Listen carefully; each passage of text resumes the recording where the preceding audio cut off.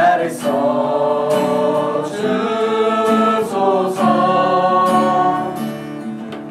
가진 것 모두 다 주께 드리오니 주 받으옵소서.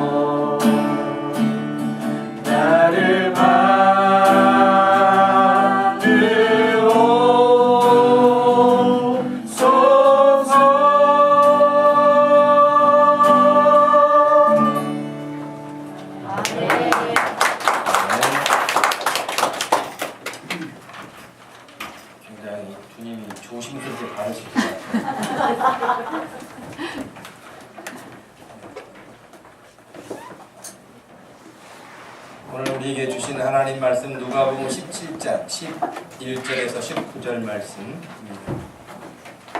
누가복음 17장 11절에서 19절 말씀을 찾으셔서 한 목소리로 말씀을 읽겠습니다.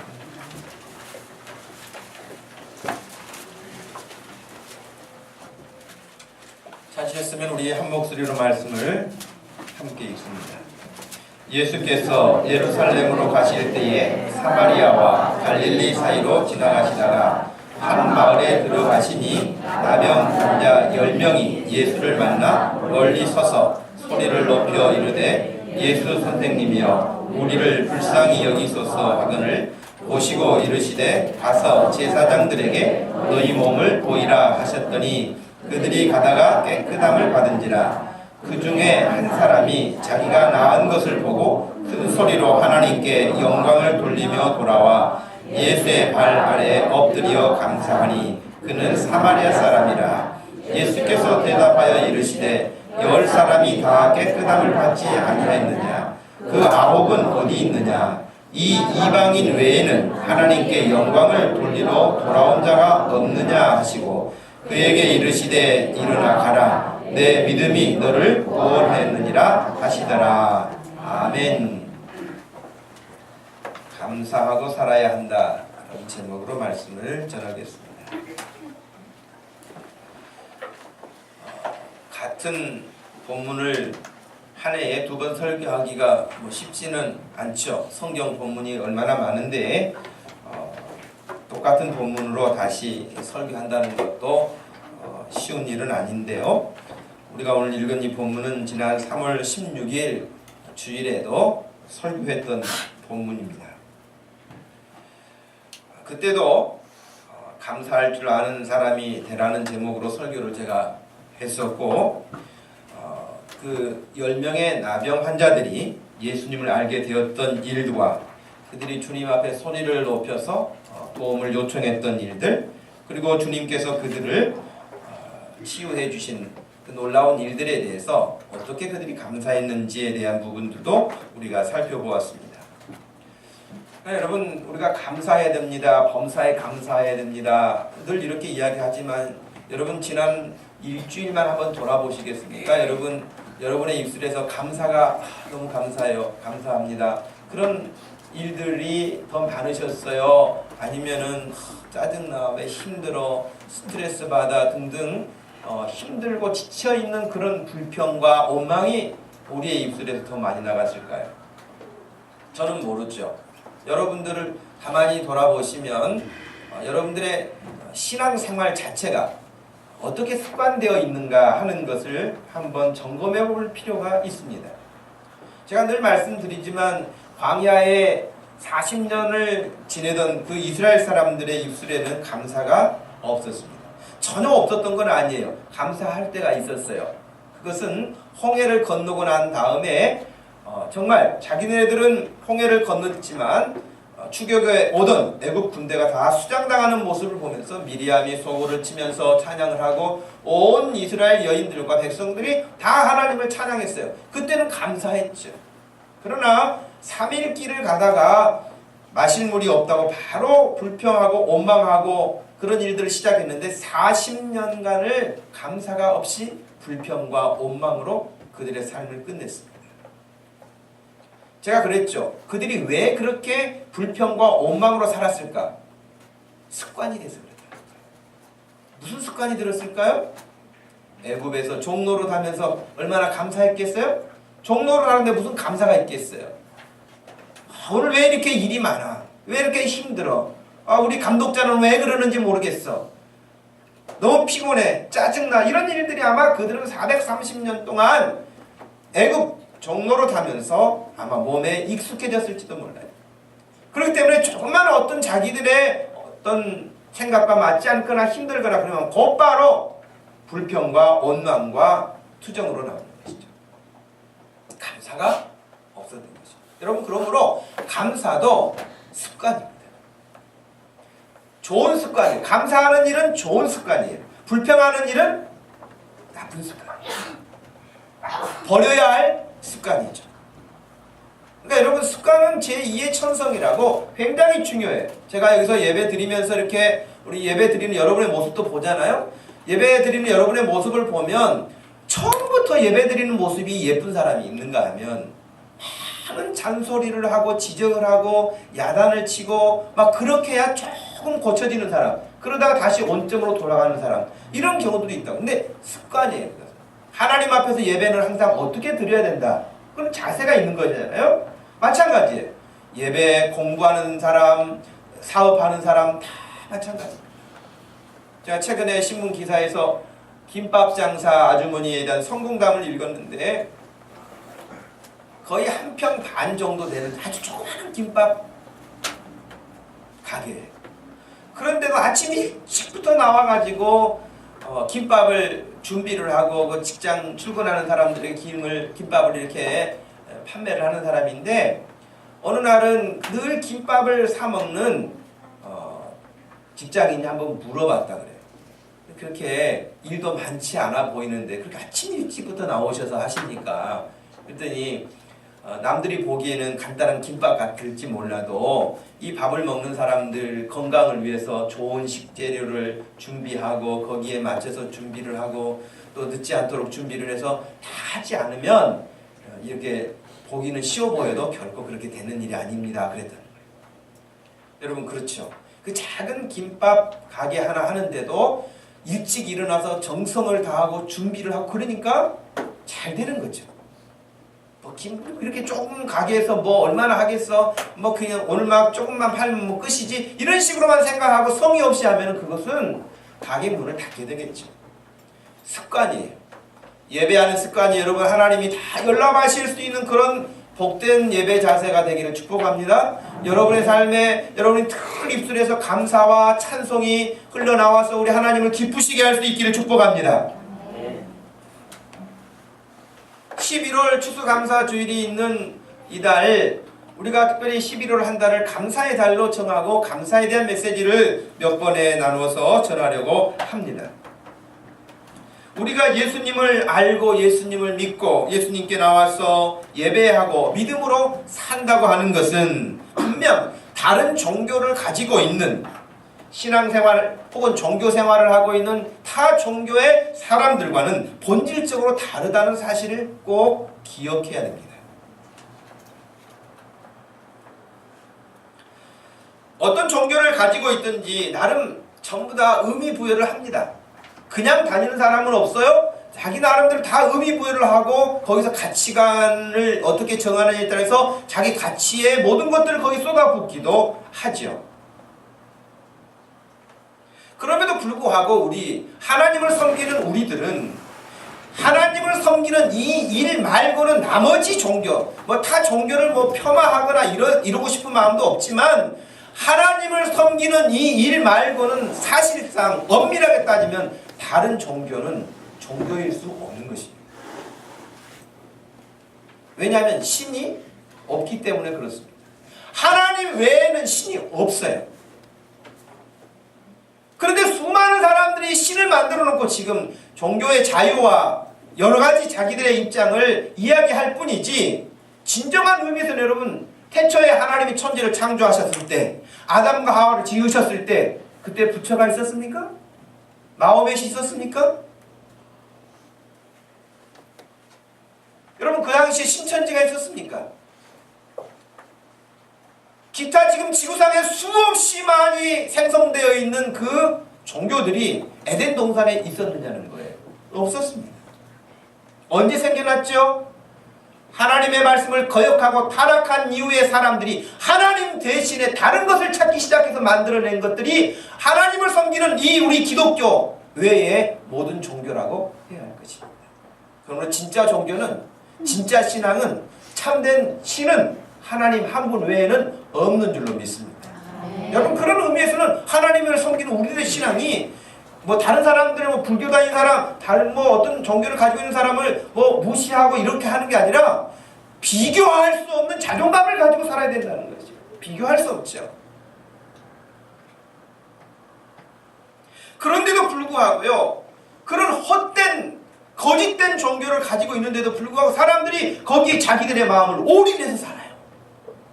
자기의 평생을 바치는 사람들이 있어요. 가짜 신인데도 불구하고 쩔쩔매면서 그 앞에 떠는 사람들이 있어요.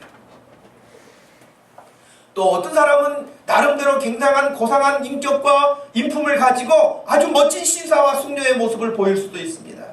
야, 저 사람 참 사람이 괜찮아. 그런데 뭐 다른 어떤 종교를 가지고 있는데 그쪽 종교에도 신실한 사람이고 사람이 넉넉하고 여유도 있고 괜찮은 사람이야. 그런 인정함을 받을 수도 있습니다. 근데 그 인정함은 어디까지 끝나느냐? 이 땅에 살아있는 날까지 끝납니다. 이 땅의 생명이 끝나는 그 이후에는 아무것도 보장해줄 수 없는, 혹시 사람들로부터 평판이 좋은 인정을 받는다면 그것으로 끝나는 것이. 그럴 수 있죠, 사람들이. 피차간에 무지한 중에 서로를 인정하고 종교의 자유를 이야기하면서 그렇게 말할 수도 있겠죠. 그러나 그 이유는 보장되지 못한다고 하는 것입니다. 제가 왜 이 이야기를 먼저 꺼내느냐면, 여러분, 우리가 믿는 하나님, 우리가 하나님께 예배하는 이 시간, 우리가 가지고 있는 기독교의 믿음, 신앙이라고 하는 것은 정말 얼마나 대단한 것이고 놀라운 일인데, 우리가 다른 종교, 거짓 종교를 가지고 있는 사람들보다야 못해서 쓰겠느냐 이 말이에요. 여러분, 오늘 아침에 여러분들이 하나님께 예배 드리기 위해서 뭐 어제도 씻고 주무셨지만 오늘 하나님께 예배 드리는 날인데 내가 더 일찍, 다른 날보다 더 일찍 일어나서 샤워를 하고 더 예쁘게 여러분 몸을 준비를 하고 마음을 준비를 하고 그렇게 와서 예배를 드리는 사람도 있을 거예요. 근데 나머지는 또 어떤 경우에는 오늘 좀 늦잠 좀 자야 되는데 피곤한데 그러면서 겨우 그냥 고양이 세수하고 그냥 나올 수도 있단 말이죠. 근데 여러분, 계룡산에 가서 신 받으려고 신령한 기도를 한다는 무당들 말이죠. 그 무당들은 그 계룡산에 올라가기 전에 음식도 가려 먹습니다. 음식도 가려 먹어요. 부정 탄다고. 사람도 가려서 만납니다. 부정 탄다고. 목욕 깨끗하게 하고 옷도 깨끗하게 입고 그렇게 산속으로 기도하러 가요. 귀신 만나러 가면서도. 그런데 하나님을 섬기는 우리들이 하나님 앞에 어떤 자세를 가져야 될 것인가, 이런 말을 하지 않아도 되지 않겠습니까?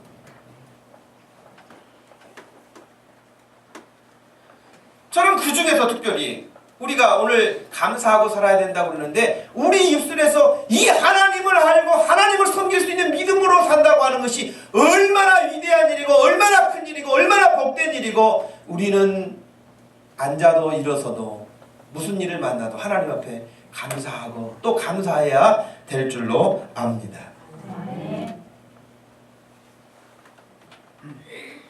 우리들은 늘 부족하죠. 실수도 많죠. 마음에 결심하고 결단했어도 얼마 가지 못하고 또 흩어지죠.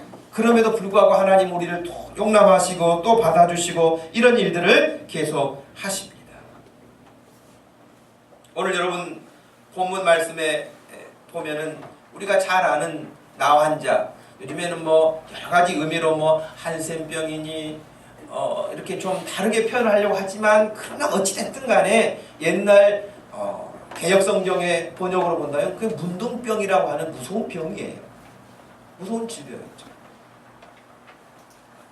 구약성경 레위기 13장에 보면 이 문둥병, 나환자, 한센병, 이 병에 대해서 자세하게 나옵니다. 몸에 막 관점이 일어나고 어떤 문제가 생기면은 그 자기의 몸을 제사장 앞에 갑니다. 그럼 제사장이 이렇게 보는 거예요. 검사하는 것이죠. 검사해가지고 무슨 문제가 좀 붙었다 그러면은 일단 격리시킵니다. 여러분 요즘에 에볼라 때문에 그렇잖아요. 격리시켜요. 격리시키는데 일주일을 격리시킵니다. 그리고 일주일 후에 다시 봐요. 다시 봐서 문제가 없어지지 않았으면 또다시 일주일을 격리합니다. 그리고도 해결이 안 되면 진단 결과를 문둥병으로, 한센병으로 명명한 다음에 집에서 거주하지 못하고 쫓겨나게 됩니다. 함께 살 수가 없어요. 지금 10명의 나환자들은 다 그렇게 해서 진단을 제사장들로부터 받은 사람들이고 집에서 함께 살지 못하고 쫓겨난 사람들이에요. 그래서 자기들끼리 함께 지내는 것이죠.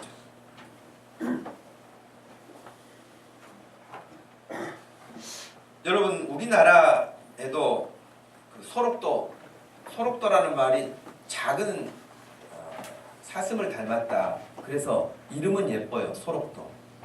그렇죠? 근데 그 소록도의 아픔의 역사를 우리가 알고 나면 너무 안쓰럽고 안타까운 일들 있죠. 여러분 그 소록도에 들어가게 되면 이 수탄장이라고 하는 것이 이렇게 있는데 이건 뭐냐면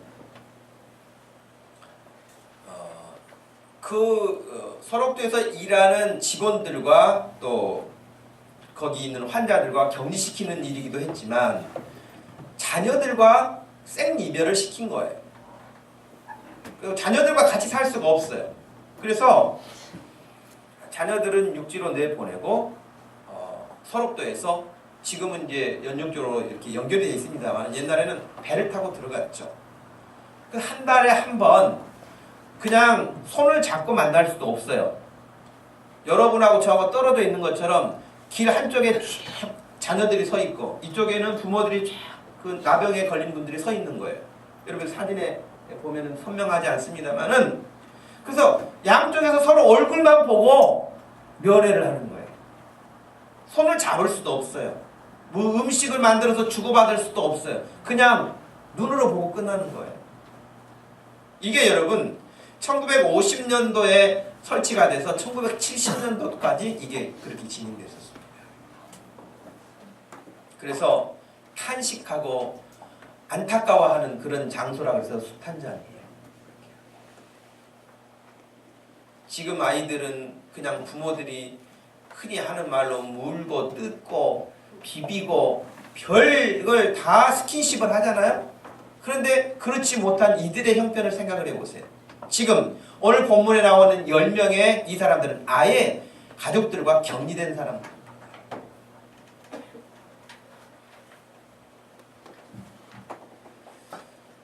아무리 좋은 생각을 아무리 또 좋게 평가를 해보려고 해도 그들의 삶은 비참했을 것입니다.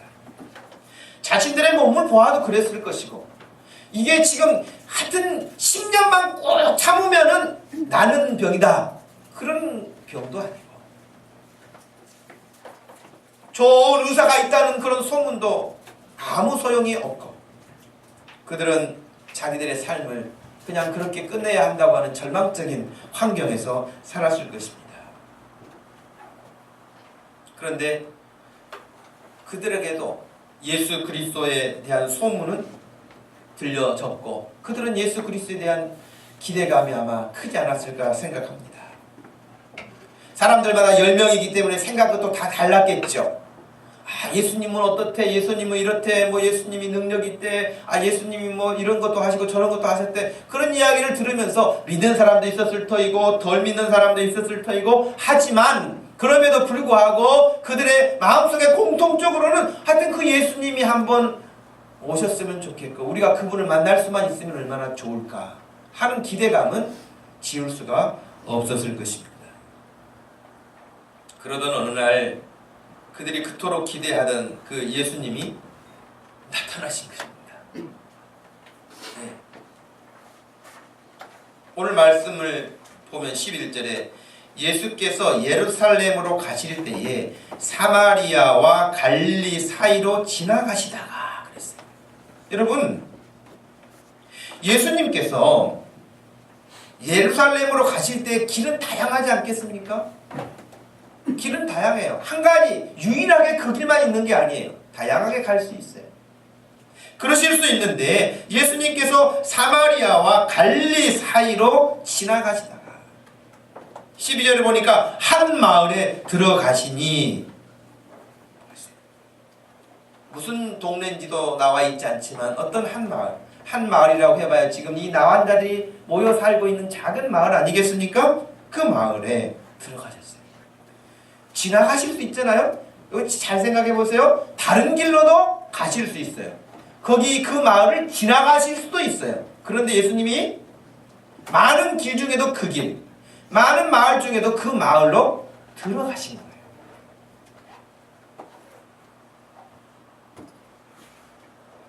어떻게 해서 이런 일이 일어났을까? 그것은 아무도 모르죠. 우리가 할 수 있는 이야기는 오직 주님의 은혜입니다 라는 말 말고는 할 말이 없습니다. 그들이 간절히 사모했기 때문에 혹은 그들이 예수님께 무슨 편지를 보냈기 때문에 혹은 또 다른 어떤 일이 있었기 때문에 예수님이 가신 것이 아닙니다. 예수님이 그들을 마을로 들어가신 것은 전적인 하나님의 은혜인 줄로 믿습니다. 저와 여러분들이 뭐 똑똑해서 하나님을 지금 믿고 이해합니까? 아니에요. 우리에게도 똑같이 나온 자들에게 예수님이 찾아오신 것처럼 저와 여러분에게도 우리 예수님이 찾아오셨기 때문에 예수를 믿는 거예요. 이건 100% 하나님의 은혜일 뿐이에요. 사람들은 우연이라고 생각할 수 있겠죠. 그러나 성경에 우연은 없어요. 하나님의 필연만 있을 뿐이에요. 왜 예수님이 그 마을로 들어가셨는지 제자들하고 이야기하는 장면도 없습니다. 야, 거기 가면 나은 자들이 있다는데 그들이 그렇게 비참하다는데 한번 그 마을로 들어가자. 예수님이 그렇게 말씀하신 적도 없어요. 그런 어떤 다른 내용도 우리 소개되어 있지 않지만 한 마을에 들어가셨다고 하는 것은 분명해요.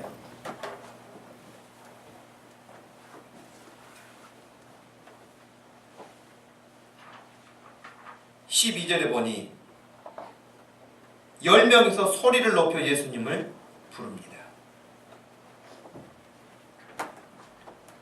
13절에는 소리를 높여서 예수 그리스도를 부르게 됐는데 12절에서 보니 예수님을 만나 멀리 서서라고 되어 있죠. 예수님을 보기는 했는데 가까이 갈 수는 없어요. 이 나환자라고 하는 이 질병 자체가 사람을 접촉할 수 없게 만들었기 때문에 예수님을 보기는 했는데 가까이 갈 수가 없어요. 그래서 그 거리가 정확하게 몇 미터인지 이것도 우리가 알 수는 없지만 그들이 그 예수님을 보고 동시에 10명이 소리를 질렀어요.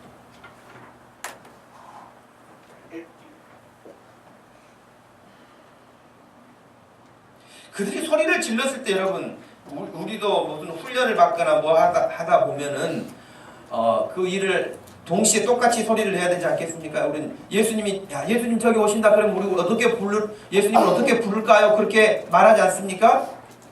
각자 자기들이 마음에 뭐 생각되는 대로 부릅시다 그러면은 어떤 사람은 선생님, 어떤 사람은 주님, 어떤 사람은 뭐 예수님 이런 식으로 부르면은 혼란스럽잖아요. 그러나 이 10명은 제가 봤을 때 우리 보통 학교 다니면서 무슨 행사 있으면 그 전에 연습하는 것처럼 연습한 것 같아. 그러니 10명이 흐트러지지 않고 선생님이 우리를 불쌍히 여겨달라고 소리를 같이 높였겠죠. 어떤 사람은 선생님, 어떤 사람은 예수님 그러지 않았어요.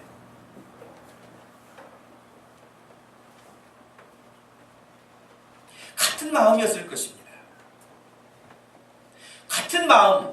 아마 동병상련이라고 하는 그런 의미였을지도 모르지만 그들이 그 아픔을 어떻게 해서라도 이겨낼 수 있다고 한다면, 이길 수 있다면 하는 그런 마음이 그들의 간절함으로 나타났을 것이고, 예수님을 불러도 그냥 네가 목소리 크니까 네가 크게 해라, 그냥 나는 옆에 그냥 가게, 그러지 않았을 거예요. 10사람이 다 같이 소리를 높여 불렀을 거예요. 그 소리에는 간절함이 있었을 것은 당연할 것입니다. 같은 마음.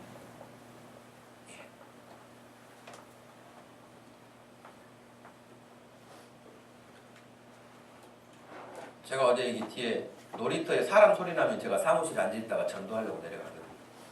애들이 막 떠드는 소리가 나면은 내려가요. 물고기가 노는 소리가 들리는 거잖아요.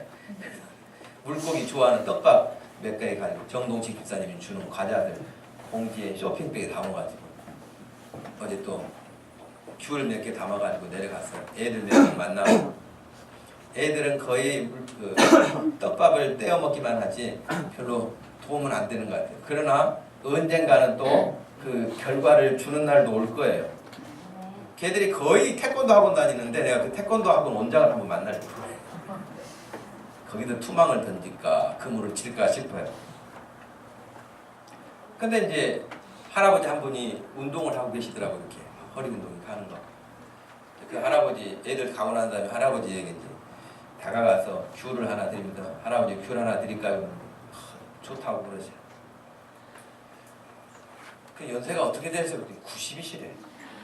근데 제가 봤을 때는 한 많이 되셨어야 80 아니면 70대 후반 정도로 보이시는데 90이시래요. 그래서 아니 성함이 어떻게 되세요? 그랬더니 김장수입니다. 그래.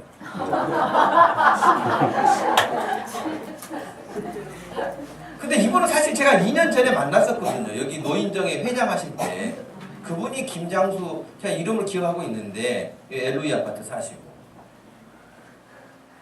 그 LA 아파트 사시는 분 아니세요? 근데 그때보다는 좀 더 이제 연세가 드셨고 달라져서 저도 얼른 몰라봤어요. 근데 90세라고 하시고. 근데 제가 이제 이 말씀을 하려고 하는 게 아니라, 제가 이제 교회 목동주신교회 목사입니다. 그러면서 이제 이런 이야기 저런 이야기 했는데 그분이 그러는 거예요. 전에는 기도 소리가 크게 잘 들렸다는 거예요, 교회가. 근데 요즘에는 기도 소리가 안 들린대. 좀 여러분 반성해야 되지 않을까요? 물론 우리가 6층에 예배실이 있을 때는요, 바로 창문을 열면 그 놀이터였어요. 그리고 바로 주택가이기 때문에 항의도 들어왔잖아요. 시끄럽다고. 그런 적도 있는데 지금은 예배실이 이제 이쪽으로 향해 있고 여기가 지금 다 막혀 있어서 소리가 저리 나갈 일은 없죠. 그럴 일은 없지만 어찌됐든 우리가 그때 막 통성기도하고 찬성하고 막 했던 것을 그 사람들이 다 듣고 있다는 거예요. 옛날에는 소리가 났는데 요즘에는 소리가 잘 안 나는데, 박희석 집사님 소리 내서 좀 기도하실 수 있기를 바랍니다. 네, 소리를 해야 돼요. 이 10명이 기도한 거예요. 우리 예수님 그분이 혹시 오신다면 우리가 이렇게 하자. 그래서 예수님 앞에 소리를 같이 지르는 거 아니에요? 높이 소리를 낸 거예요. 마음을 같이 한다는 건 너무 귀한 일이에요. 사도행전 1장 14절 말씀에도 보니까 여자들과 예수의 어머니 마리아와 예수의 아우들과 더불어 마음을 같이하여 오로지 기도에 힘썼다. 마음을 같이 해서 기도한다는 거예요. 사도행전 2장 46절 말씀에서도 날마다 마음을 같이하여 성전에 모이기를 힘쓰고 그랬어요. 집에서 떡을 떼며 기쁨과 순전한 마음으로 음식을 먹고, 5장 12절 말씀에서 사도들의 손을 통하여 민간의 표적과 기사가 많이 일어나니 믿는 사람이 다 마음을 같이하여 솔로몬의 행각에 모였다. 마음을 같이 했다. 로마서 12장 16절 말씀에서도 서로 마음을 같이하여 높은 데 마음을 두지 말고 도리어 낮은 데 처하며 스스로 지혜 있는 척하지 말아라. 빌립보서 2장 2절 말씀에서도 마음을 같이하여 같은 사랑을 가지고 뜻을 합하여 한 마음을 품으라 그랬습니다.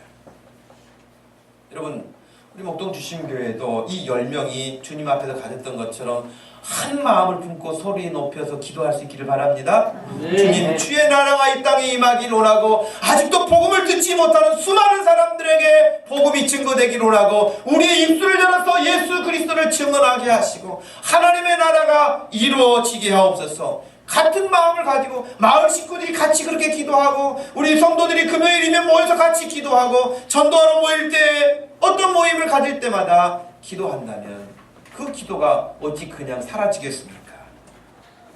결과는 놀라웠어요. 여러분, 결과는 놀라웠어요.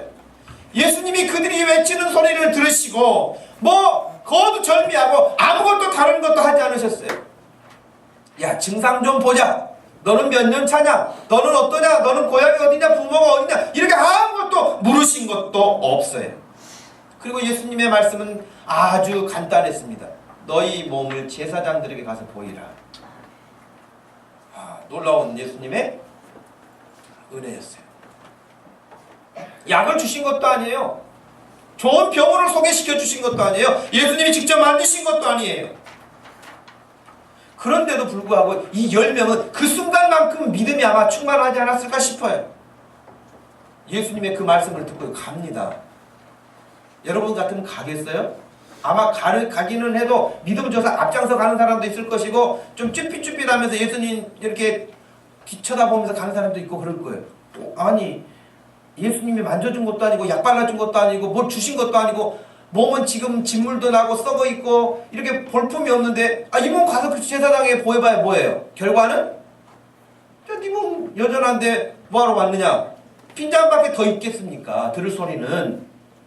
예수님이 아무것도 조치를 취하지 않으셨어요. 그런데 너희 몸을 제사장에 가서 보이라는 거예요. 그런데 이 10명이 다 갑니다. 할렐루야. 나는 아무것도 증상이 호전된 것이 없는데요, 고침받은 게 없는데 그러지 않았어요. 쭈삣쭈삣하지 않았어요. 다 간 거예요. 그 말씀을 듣고. 성경의 믿음은 여러분 다 이래요. 잡히는 게 없어요. 눈에 보이는 게 없어요. 근데 말씀하시면 그 말씀을 신뢰하고 가는 거예요. 할렐루야. 여러분, 히브리서 11장 1절의 믿음에 대한 정의를 어떻게 하셨습니까? 믿음은 바라는 것들의 실상이에요. 이 10명의 나은 자들은 고침받는 게 바라는 것이잖아요. 그 바라는 것이에요.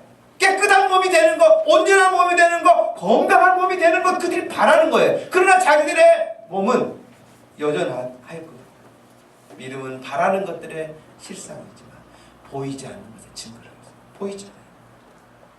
그래도 이 10명이 그 순간만큼은 한 마음으로 예수님의 말씀에 순종하고 가게 되었습니다. 더 놀라운 것은 말씀을 듣고 가는 중에 몸이 나았다는 거예요. 세상에 이런 일이 가능할까?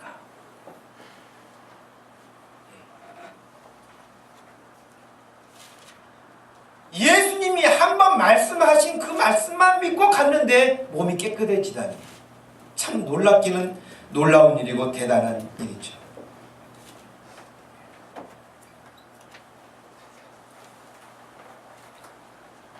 여기 스토리를 우리가 더 전개하지 않고 결론을 우리가 보려고 합니다. 오늘 말씀의 중심이기도 하고 결론을 본다면 그것은 감사예요. 감사.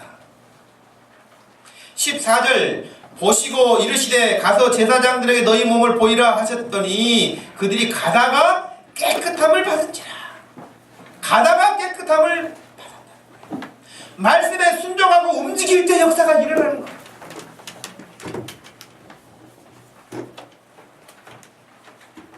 90% 나은 게 아니에요. 깨끗해졌어요. 온전해졌어요. 온전하게 회복되었다는 것이에요. 17절 말씀에서도 예수님이 다시 확인해 주셨어요. 예수께서 대답하여 이르시되 10사람이 다 깨끗함을 받지 아니하였느냐? 이 말씀은 그들도 깨끗해졌다는 거예요. 그러니까 예수님께서도 확인해 주신 거예요. 그들이 다 깨끗해졌다. 그런데 15절 말씀에 보니 그 중에 한 사람이 그 중에 10사람 중에 한 사람만이 자기가 낳은 것을 보고 큰 소리로 하나님께 영광을 돌리며 돌아왔어요. 이 한 사람만 자신이 깨끗해졌다는 것을 알았을까요? 나머지는 몰랐을까요? 나머지 예수님의 이 말씀에 따르면 그들도 깨끗해진 사실을 알았다는 것이에요. 그러니까 예수님이 물어보신 것이죠. 아니 그 9은 깨끗해지지 않았느냐? 그들도 다 깨끗해졌지 않느냐? 근데 왜 너 혼자 왔느냐? 그 반문의 말씀인 것이죠. 사마리아 사람, 그 당시 아주 사람 취급 못 받고 인격적 대우를 받지 못하던 사람들이 바로 사마리아 지역에 사는 사람들이었습니다. 참 그래요. 50보 100보란 말을 하죠. 도토리 키재기라는 말도 하죠. 제가 생각할 때는 이 10명의 나환자들 중에도요, 어찌됐든 지금 처지가 같은 처지 아닙니까? 전에 뭘 했든지 간에. 근데 제가 그 현장에는 없었지만 상상을 해보니 그 10명이 같은 처지의 질병을 안고 살면서도 또 자랑하는 사람도 있었을 거예요. 아, 그래도 옛날에 우리 집이 이런 집이었다. 우리 부모가 이런 사람이다. 아마 또 그 중에서도 그런 사람들이 있을 거예요. 아마 모르긴 해도 사마리아 사람은 그 10명 중에서도 제일 내세울 것이 없는 아마 그런 사람이었을 것이에요. 그런데 하나님 앞에서도 그런 것 같아요. 누가 은혜를 받냐? 사마리아 같은 사람, 사마리아 사람 같은 사람이 은혜를 받아요. 나머지는요, 똑같이 죄인이라고 말하는데 좀 잘난 죄인이야. 똑같은 죄인이라고 말해. 그러나 다른 사람보다 좀 내가 더 나은 죄인인 거야. 이런 사람들은 은혜 못 받아요. 은혜를 못 받으면 감사도 없어요. 그렇죠? 9명은 모르긴 해도 나는 저 사마리아 사람하고는 같이 없다는 거예요. 내가 아파서 너하고 같이 있었지. 이 몸이 깨끗해지는데 내가 너하고 같이 있을 이유가 뭐냐는 거예요. 그럴 거예요.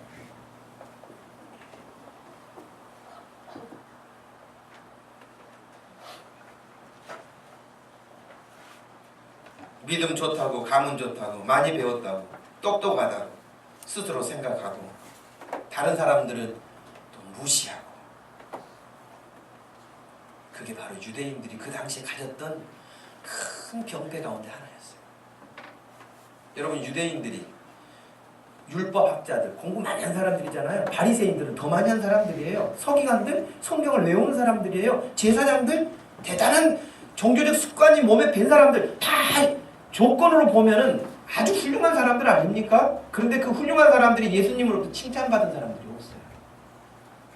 미안하지만.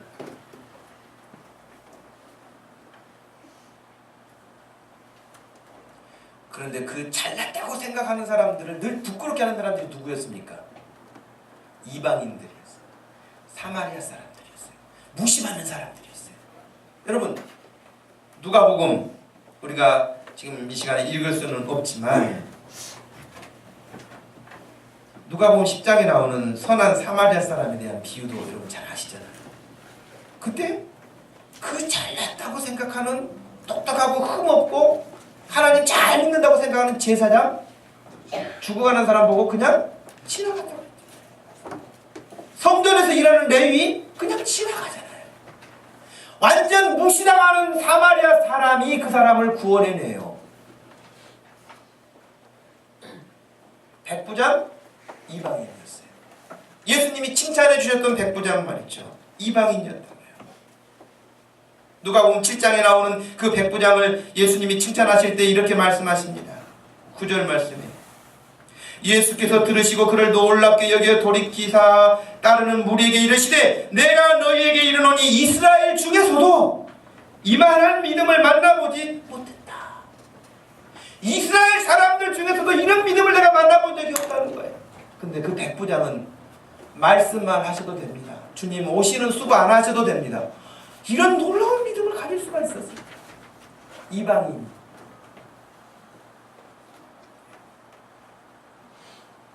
옛날 조선시대에도 있는 집안 양만 자녀들 서당 보내면 딴지 피고 맨날 종아리만 얻어맞는데 그 주인집 양반 애들 데려다 주면서 그 창문으로 흘러 나오는 하늘천 따지 배우면서 이렇게 쫑긋 세우고 했던 종들이 공부를 더 잘했다는 말도 있잖아요. 그래서 뭔가를 배우려고 그렇게 갈급하고 있는 사람은 창문 넘어오는 소리를 듣고도 글을 익히고 하는데 그 현장에서 좋은 조건을 다 갖추고 있는데도 불구하고 못하는 사람은 못하는 거예요. 예수님이 이스라엘 중에서도 이런 사람을 내가 만난 적이 없다. 이런 믿음은 다 이방인들이었어요.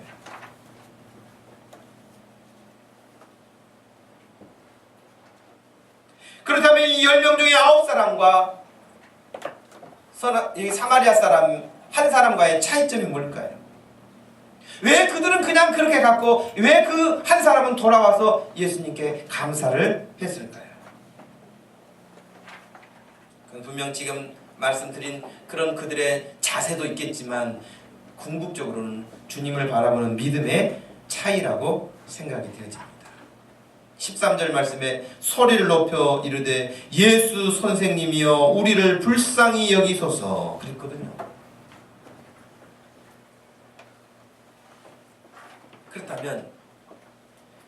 그렇다면 자기들이 깨끗해졌을 때도 똑같은 자세를 취해야 되지 않겠습니까? 여러분 16절 말씀에 보면 그 한 사마리아 사람은 예수의 발 아래에 엎드려 감사하니 그렇게 돼 있어요. 그러니까 우리를 불쌍히 여겨달라고 그렇게 애원하고 간청하던 그때나 몸이 깨끗해져서 예수님 앞에 와서 무릎을 꿇는 거나 같은 거예요. 그죠? 그러나 아쉬울 때는 주님을 향해서 그렇게 소리를 높여 불렀지만 몸이 온전했을 때는 무릎 꿇지 않아요. 미안하지만 여러분 좀 살만하십니까? 무릎 꿇을 일이 없습니까? 9명에 속할 가능성이 높아져 가는 것입니다. 어려웠을 때도 힘들었을 때도 고단했을 때도 형편이 나아졌을 때도 여전하게 주님 앞에 무릎 꿇는 사람이 이 한 사람과 같은 믿음이에요. 변함이 없어요. 예수님 앞에 똑같은 마음이에요.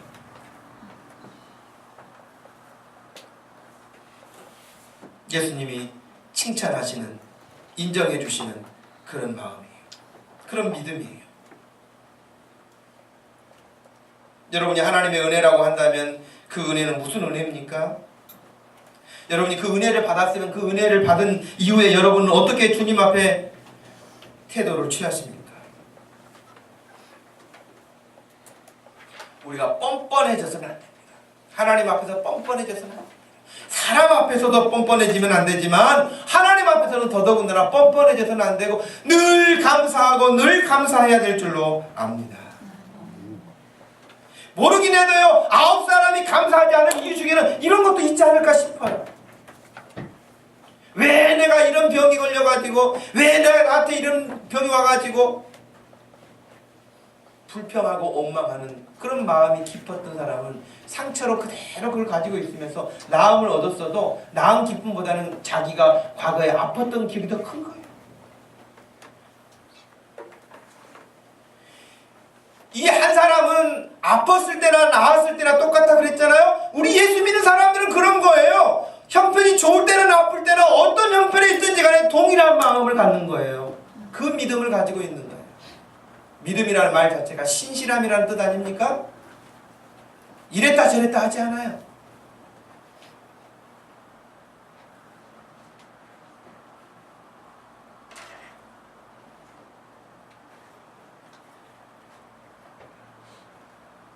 (11월) 우리가 감사의 달로 지내려 하면서 오늘 이 예수님께 돌아와서 감사했던 이 한 사람의 믿음의 자세, 감사하는 태도, 이걸 여러분들이 눈여겨보시면서 여러분의 믿음 생활에 있어서 이와 같은 모습이 그대로 여러분의 삶 속에서도 재현될 수 있기를 축복합니다. 이 좋은 모델을 우리가 놓쳐서는 안 될 것입니다. 우리가 부르는 찬양 가운데도 나를 지으신 이가 하나님, 나를 보내신 이도 하나님, 이 모든 것이 하나님의 은혜라. 저는 그 찬송을 참 좋아해요. 그 찬송을 좋아하기도 하고 한량없는 주님의 은혜라고 찬양할 때는 정말 눈물이 나지 않을 수 없는 정말 하나님의 큰 은혜죠. 여러분들이 그 주님 앞에서 이런 믿음과 이런 은혜의 생활을 할 때 누가 억지로 시키는 감사가 아니라 주께 내가 받은 이 구원의 은혜를 어찌할꼬 하는 우리의 믿음이 되어야 하겠죠. 제가 간단한 영상을 하나 짧은 거 보여드리려고 하는데 태국의 여러분 통신회사 광고로 올라왔던 내용이에요.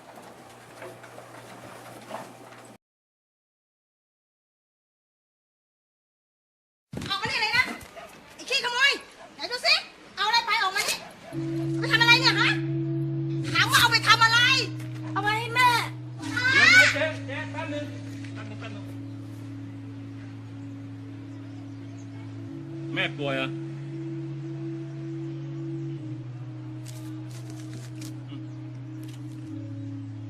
อย่าทำอย่างนี้อีกนะ Muối, cao lấu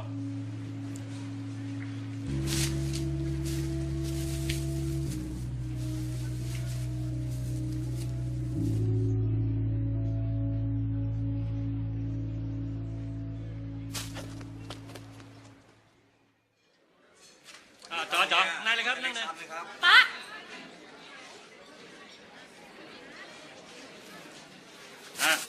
จัดไปอ้าวสั่งมาเรื่องต่ออะไร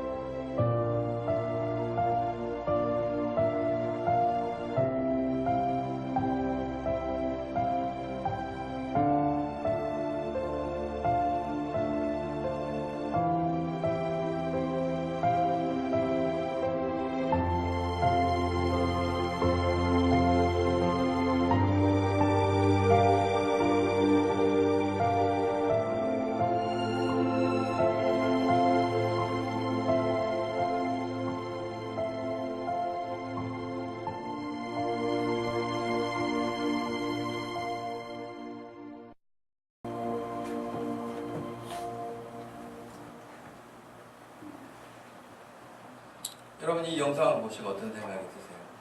그 가난한 그 어린아이, 엄마가 아파서 먹을 것도 어떻게, 약도 어떻게, 진통제도 살 수 있는 돈이 없는 그런 가난한 아이.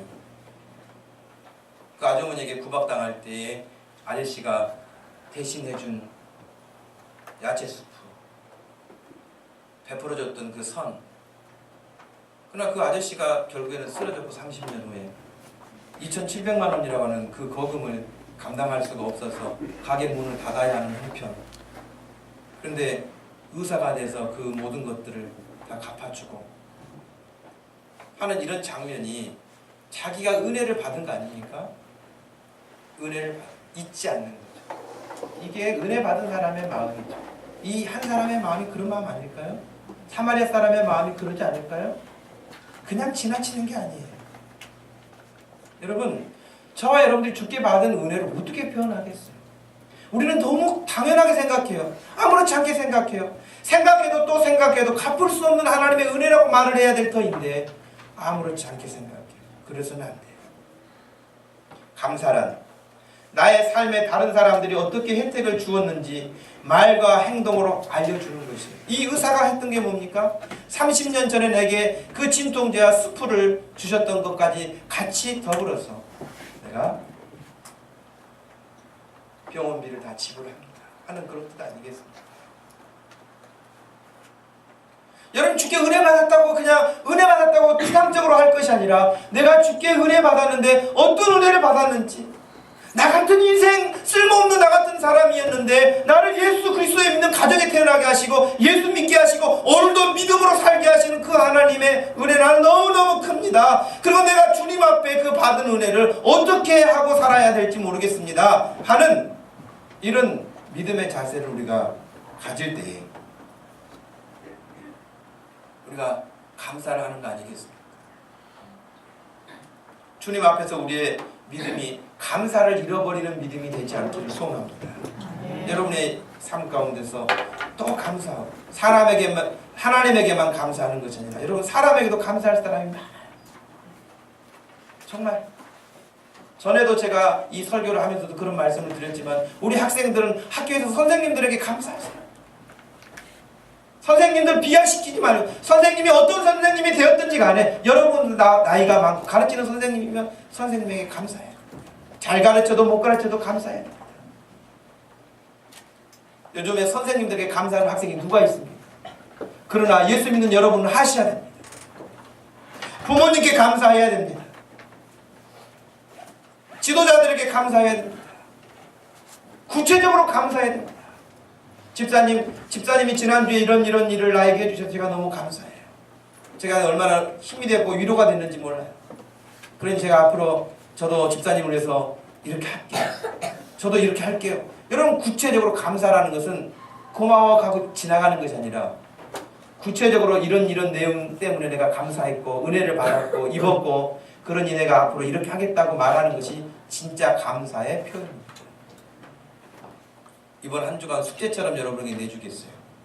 부모에게도 스승에게도 교회 지도자에게도 이웃에게도 고객에게도 누구에게도 여러분 다 이런 일 때문에 내가 감사합니다. 그 감사함을 표현하며 살 수 있기를 바라고, 이 사마리아 사람을 통해서 주님이 우리에게 9명은 어디 갔니? 묻는 것처럼 우리 성도들을 보시면서 아무개는 어디 갔니라고 그런 묻는 대상에 들어가지 않기를 주님의 이름으로 축복합니다. 기도할 때 우리 한번 소리내서 기도하십시오. 하나님 은혜 감사합니다. 하나님 은혜를 감사하시기를 바라요. 하나님 감사하는 것이 입술에서 끝나지 않고 구체적인 제 삶으로 나타나게 해주세요. 너무 당연한 듯 지나가지 않게 해주세요. 하나님 앞에 감사하는, 불평과 오망은 사라지고 감사가 넘치는, 찬양이 넘치는 입술이 되어지고 심령이 되어지고 가정이 되고 우리 마을이 되고 교회가 될 수 있도록 해달라고 우리 한번 소리내서 기도하겠습니다. 하나님 아버지 고맙고 감사합니다. 이 시간 저희들에게 귀한 시간을 주신 주님, 저희들에게 말씀하여 주시고 아버지 하나님 저희들에게 가르쳐 주시고 교훈하여 주시는 것을 통하여서 우리의 삶이 어찌 되어야 할 것인가를 알게 해주신 것을 감사합니다. 아버지 하나님 말씀을 들을 때마다 스쳐 지나치지 않게 해주시고 그 말씀을 붙들게 하여 주옵소서. 어려워서 외치던 그때와 온전함을 얻고 건강함을 얻어서 감사하는 그 무릎을 꿇는 그 모습과 변함이 없이 동일한 모습처럼 우리들의 모습이 주님 앞에서 그런 믿음이 되기를 원합니다. 아버지 하나님, 사랑하는 모든 성도들이 우리 주 예수 그리스도의 구속의 큰 은혜로 평생을 감사하며 찬송하며 살게 해주시고 세상을 향하여 담대하고 당당하게 일어서서 나갈 수 있는 믿음들이 되게 하여 주옵소서. 성령 하나님, 이 시간에도 이 자리에 나와서 함께 예배하는 자들의 마음속에 부모를 향하여서도 선생님을 향하여서도 교회 지도자를 향하여서도 아버지 친구들을 향하여서도 누구를 향하여서도 감사하는 마음들이 아버지 좋은 영향력으로 나타나요 하나님의 이름을 높이게 하여 주시옵소서. 하나님 아버지, 하나님께 돌아와서 영광을 돌렸던 그 사마리아 사람, 비록 세상 평판으로는 무시당하고 외면당하고 내세울 것이 없는 사람이었음에도 불구하고 그가 주님 앞에 다시 돌아와 자기의 깨끗해진 몸을 인하여 감사하고 무릎을 꿇었던 것과 같이 하나님, 우리가 입술로 지나쳐가는 감사가 아니라 구체적으로 주님 앞에 갚을 수 없는 은혜에 감격하고 그 믿음으로 살고 그래서 찬송하며 살게 하여 주옵소서. 9명은 몸은 고침받았지만 네가 구원받았다는 소리를 듣지 못했습니다. 이 한 사람 감사하고 주께 엎드렸을 때 그 9사람이 듣지 못했던, 받지 못했던 네가 구원받았다고 하는 놀라운 소식을 더하여 듣게 됩니다. 하나님, 우리가 늘 감사하는 중에 주님이 보물을 숨겨놓은 것과 같이 감사하면서 얻게 되어지는 놀라운 하나님의 은혜와 복들을 누리며 사는 성도들 되게 하여 주시옵소서. 감사하신 예수님의 이름으로 기도하옵나이다. 아멘.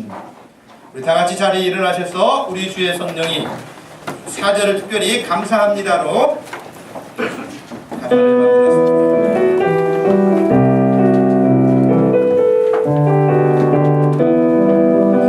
우리 주의 성령이 내게 임하여 주를 찬양합니다. 우리 주의 성령이 내게 임하여 주를 찬양합니다. 찬양합니다. 찬양합니다. 주를 찬양합니다.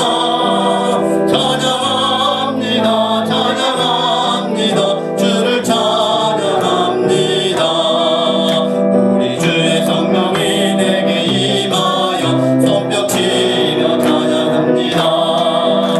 우리 주의 성령이 내게 임하여 손뼉 치며 찬양합니다. 찬양합니다. 찬양합니다. 주를 찬양합니다. 찬양합니다. 찬양합니다. 주를 찬양합니다. 우리 주의 성령이 내게 임하여 소리 높여 찬양합니다. 우리 주의 성령이 내게 임하여 소리 높여 찬양합니다. 찬양합니다. 찬양합니다. 주를 찬양합니다. 찬양합니다. 찬양합니다. 주를 찬양합니다.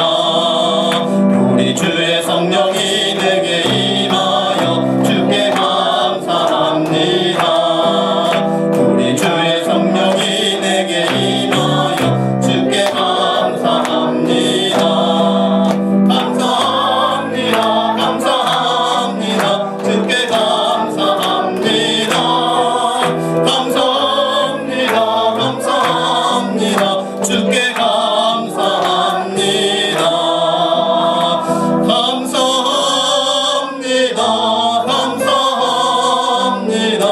주께 감사합니다. 감사합니다. 감사합니다. 주께 감사합니다.